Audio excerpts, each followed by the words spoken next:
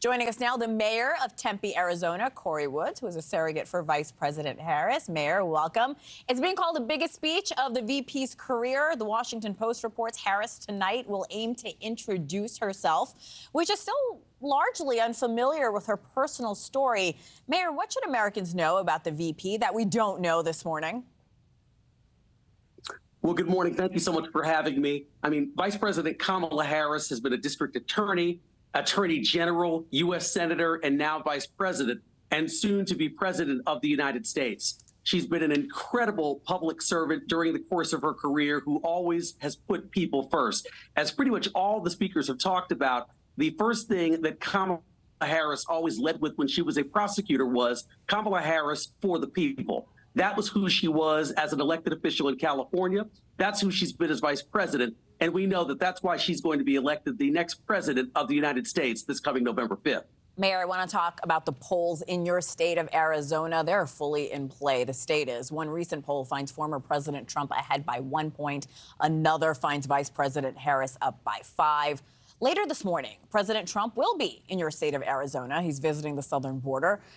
He'll also be in your area of Glendale, Arizona, tomorrow specifically. How much will the border crisis and, of course, the candidates' ideas on solving it ultimately sway undecided voters in Arizona?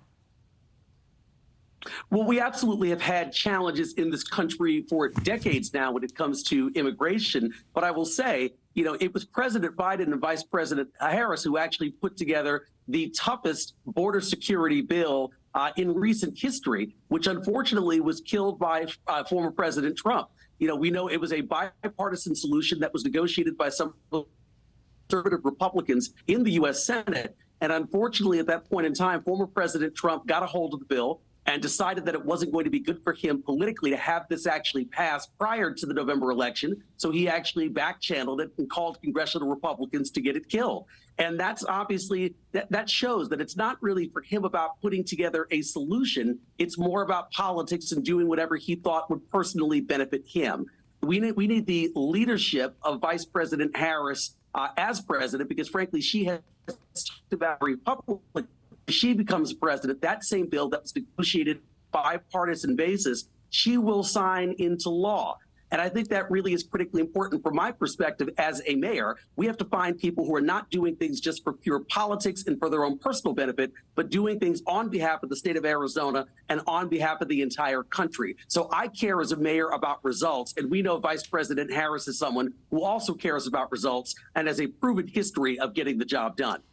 Sir, I have less than a minute, but I want to ask, is Arizona a must-win state for Vice President Harris? And I also want to ask how long you think the honeymoon phase will last past the DNC for the VP.